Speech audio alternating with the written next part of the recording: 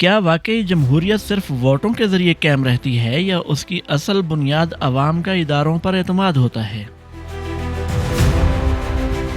کیا وجہ ہے کہ ایک گمنام شخص اچانک پریزیڈنٹس، بلینئرز اور شاہی خاندانوں کے درمیان دکھائی دینے لگتا ہے؟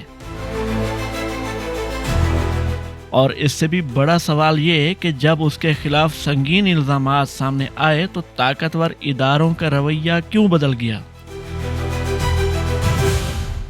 جیفری ایپسٹین کے گرد گھومتی فائلز نے یہی سوالات ایک بار پھر دنیا کے سامنے لا کھڑے کیے ہیں۔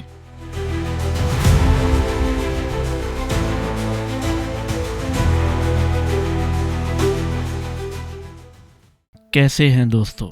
جمہوری حکومتیں عام طور پر اس وقت نہیں گرتی جب قوانین کی خلاف ورزی ہوتی ہے، بلکہ اس وقت دم توڑتی ہیں جب عوام کا اس بات سے بھروسہ اٹھ جاتا ہے کہ قانون سب کے لیے برابر ہے۔ یہی وجہ ہے کہ ایپسٹین فائلز اتنی اہمیت اختیار کر گئی ہیں۔ ان کی اہمیت اس لیے نہیں کہ وہ جیفری ایپسٹین کے بارے میں کوئی نئی معلومات فراہم کر رہی ہیں، بلکہ اس لیے ہے کہ وہ یہ بے نقاب کر رہی ہیں کہ جب امریکی اداروں پر حقیقی دباؤ آتا ہے تو وہ کیسا رد عمل دیتے ہیں۔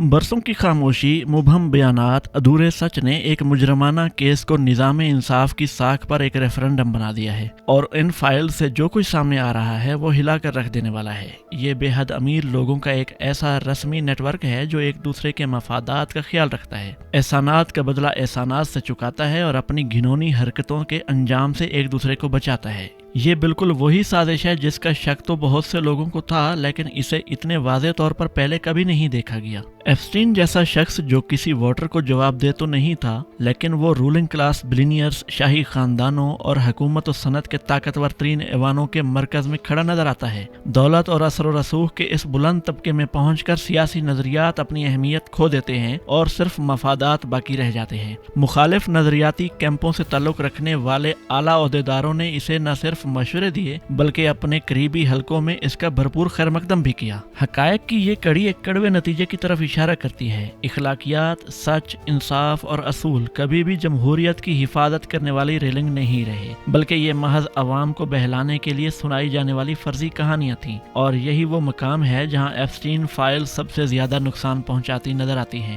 وہ اس خوش فہمی کو جڑ سے ختم کر دیتی ہے کہ امریکی ادارے قانون کی بنیاد پر چلتے ہیں۔ یہ فائلز ایک ایسا ادارہ جاتی ابہام پیدا کرتی ہیں جو جمہوریت کے لیے غیر معمولی طور پر خطرناک ہے۔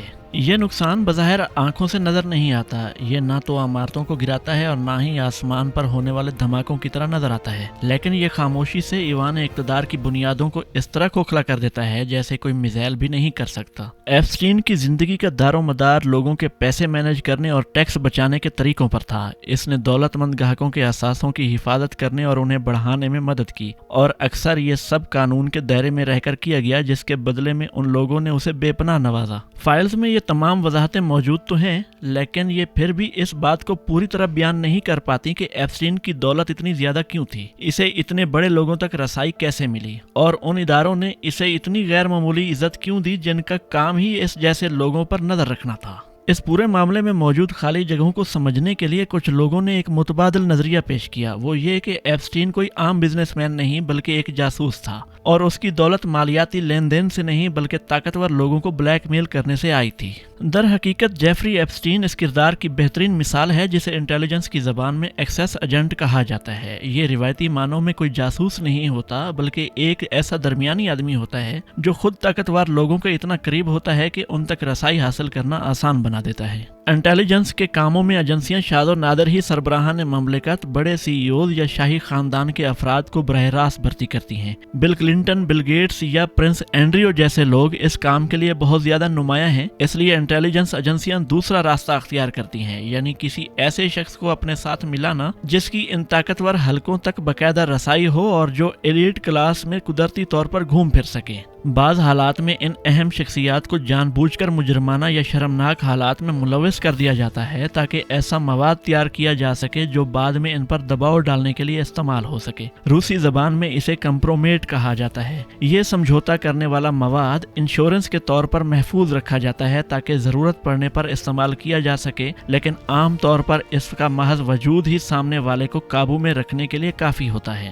एप्स्टीन के जजीरे पर वाक़ घर के तकरीबन हर कमरे, यहाँ तक के बाथरूम्स में भी खुफिया कैमरे नस्ब थे। इतने बड़े पैमाने पर निगरानी का मकसद सिर्फ ब्लैकमेलिंग और दबाव डालने के अलावा और कुछ नहीं हो सकता। अहम बात यह है कि अमरीकी इदारों ने उसके साथ ऐसा बर्ताव किया जैसे वो कानून से ऊपर हो। मिसाल के तौर पर जब FBI के एजेंटों ने एप्स्टीन के घर पर छापा मारा तो उन्होंने वहाँ मौजूद बाइंडर्स, CDs और रिकॉर्डिंग डिवाइसेस की तस्वीर तो ली, लेकिन उन्हें जब्त नहीं किया क्योंकि उनका दावा था कि ये चीजें उनके सर्च वारंट के दायरा कार में नहीं आती थीं। इस तरह वो तमाम असल मवाद एप्स्टीन के घर पर ही रह गया। बाद में ब्यूरो ने बाकायदा दरखास्त की कि ये अशिया उनके हवाले कर दी जाएं। यह तस्वुर करना मुश्किल नहीं कि इस दौरान मवाद के साथ कितनी छेड़छाड़ की गई होगी। इन इदारों का बर्ताव हरगिज़ ऐसा नहीं था जो किसी मुश्तबा शख्स के साथ एक आम मुजरिम की तरह पेश आ रहे हों, बल्कि ये तो ऐसा बर्ताव था जैसे वो किसी इंतहाई काबिल एहतराम शख्सियत के सामने हिचकिचा रहे हों। कानून से बालातर होने का यही नमूना अदालती कार्रवाई में भी साफ नजर आया।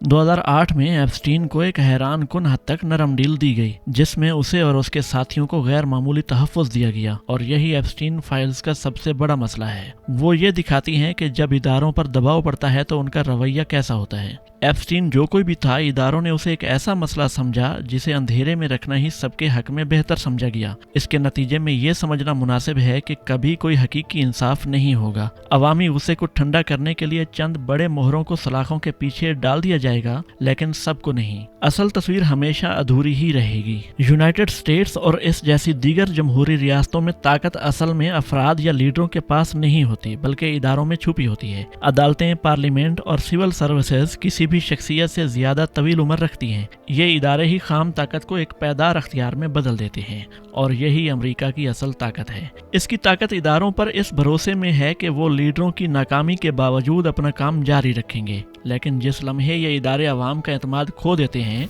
ताकत अंदर से खोखली होना शुरू हो जाती है।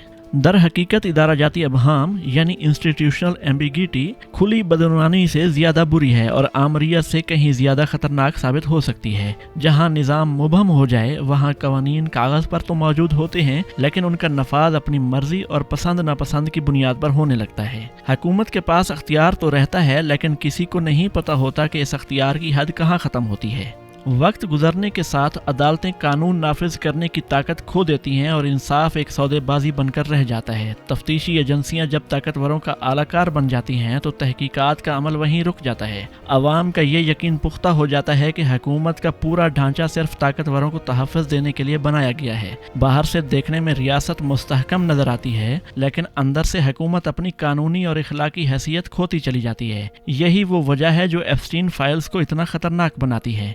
जब तक इन मसाइल को हल नहीं किया जाता, ये फाइल्स इदारों की साख को मजीद नुकसान पहुंचाती चली जाएंगी और जमहूरियत की बुनियादों को खोखला करती चली जाएंगी। हमने तारीख में रियासतों को कई बार इसी तरह बिखरते देखा है, और ये सूरत हाल किसी भी बैरूनी खतरे से कहीं ज्यादा खतरनाक है। सल्तनतें उस वक्त नहीं गिरती जब सच सामने आता है, बल्कि वो उस वक्त गिरती हैं जब उनके झूठ मजीद काम करना छोड़ देते हैं।